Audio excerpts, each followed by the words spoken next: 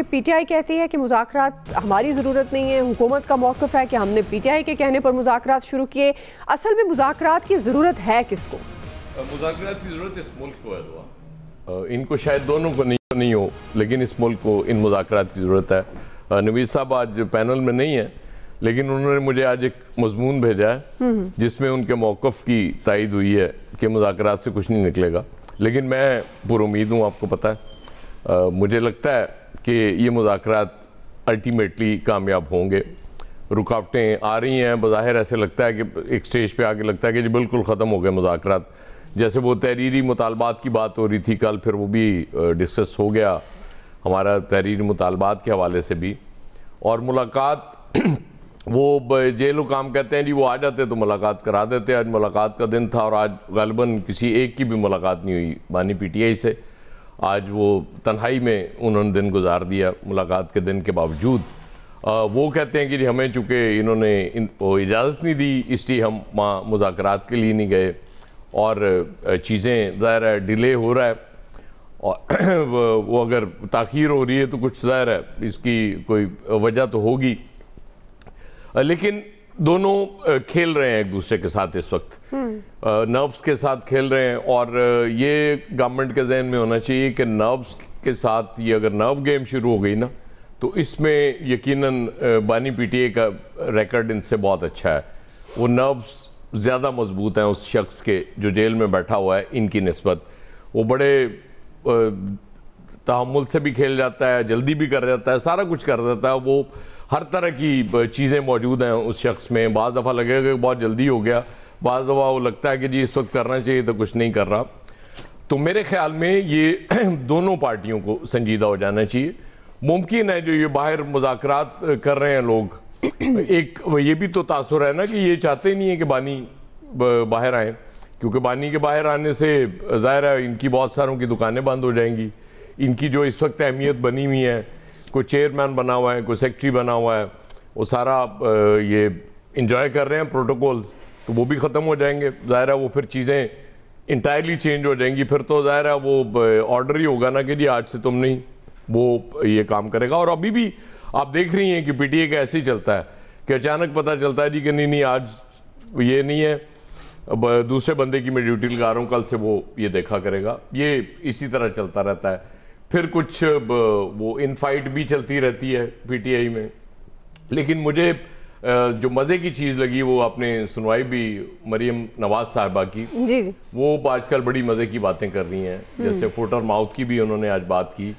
अलबत्ता एक चीज़ जो मुझे लगता है कि उन्हें कल हफीजुल्लाह न्याजी साहब के ज़ख्मों पे अगर मरहम नहीं रख सकती थी तो उन पे नमक नहीं छिड़कना चाहिए था उन्हें।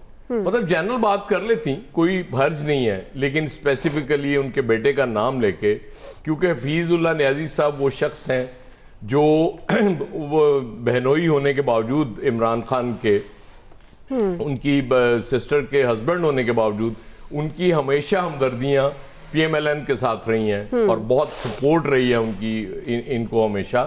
तो मेरे ख्याल में एक ऐसे शख्स को खुद से दूर नहीं करना चाहिए जो मतलब इसके बावजूद आपके लिए कलमा खैर कहता हो।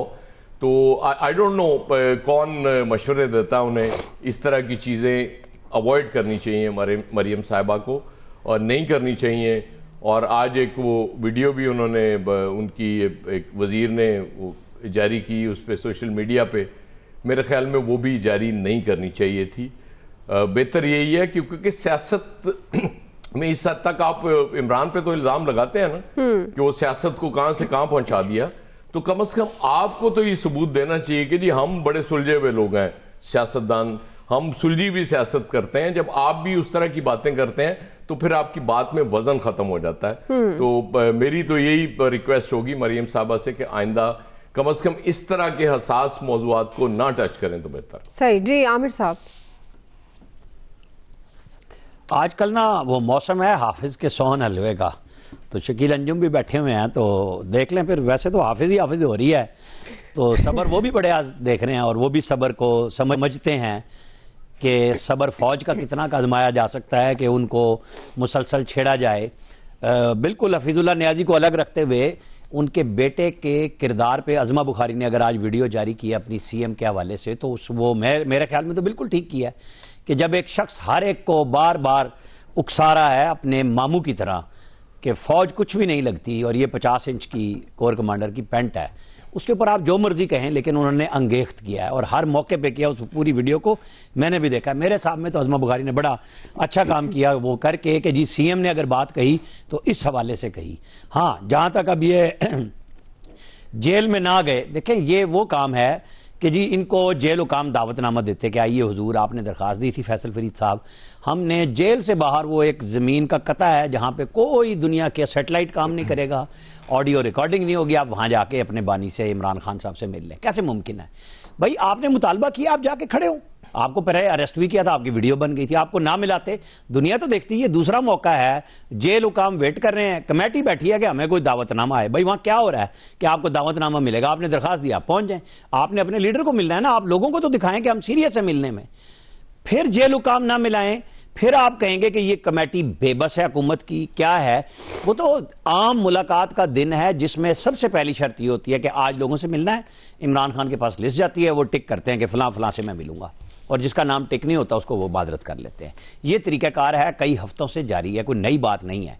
कम से कम ये दूसरी दफ़ा इस कमेटी ने ये इन मुज़ाकरात के नाम पे अपने लीडर के साथ मजाक किया है।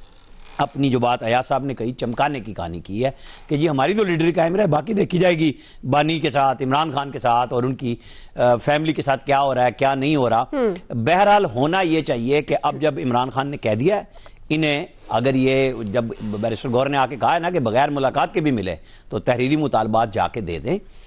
आप हुकूमत को आजमाएं तो सही ना जाके कि जी ये हमारे मुज़ाकरात के लिए शराइत हैं, ये TOR होने चाहिए जुडिशल कमीशन के लिए, ये वो लिस्ट है। लेकिन वो लिस्ट भी इतवार तक तैयार होनी है क्योंकि इस चेयरमैन, इस सेक्रेटरी जनरल, सेक्रेटरी इंफॉर्मेशन और इन सब ने अपने मीडिया टॉक्स के अलावा जो काम करने का था, जिसपे कल इमरान खान ने खफगी का भी इजहार किया कि जो हमारे 46 गुमशुदा अफराद हैं उनके लिए पार्टी के लोगों ने क्यों नहीं आवाज़ उठाई।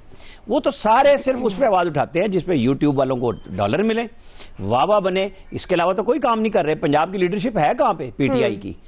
अब आजकल कोई क्रैकडाउन चल रहा है, ये क्या कर रहे हैं? कहानियां सुना रहे हैं सबको। ये अपने लीडर के साथ मुखलिस नहीं है, ये उसको फंसा के मज़े कर रहे हैं, एंजॉय कर रहे हैं, सारे स्क्रीनों पे बैठे हुए हैं, 4-4, 5-5 प्रोग्रामों में आके एंजॉय करते हैं और जितने सवालात हैं वो एक दूसरे के मुतजाद इनके बयानात होते हैं इन पांचों लोगों के। एक कहता है ऑफर कराई है, एक कहता है नहीं कराई, एक कहता है इसके जरिए कराई, वो कहता है मैंने नहीं की। अब आप बताएं कि आप किसको तसल्ली देना चाह रहे हैं? भाई आपका लीडर अंदर है, आपने उसे बाहर निकालने के लिए कोशिश करनी थी कि सियासी लीडरों को रिहा किया जाए, उनकी लिस्टें दी जाएं कि जनाब इनके ऊपर क्रिमिनल केस नहीं है, ये पॉलिटिकल जलसे में आए थे, इनको उठा लिया गया। गवर्नमेंट ने बहरहाल एक काम कहे बगैर वो कर दिया है कि सैकड़ों लोगों की जमानतें हो गई और वो रोबकार लेके जेलों से घर जा चुके हुए हैं जो 26 नवंबर के केस में थे। ठीक ठीक, ये सब आपके और मेरे सामने हो रहा है। अब PTI की क़यादत को संजीदा होना चाहिए। हुकूमत को तो टफ टाइम तब आएगा जब उनको आप तहरीरी मुतालबात देंगे कि जनाब TOR ये है हमारी, आप ये करें, क्योंकि अदरवाइज हमें खान साहब ने कहा है कि हम बाइकाट कर देंगे, हम मुज़ाकरात नहीं करेंगे। सही जी। फैसल साहब,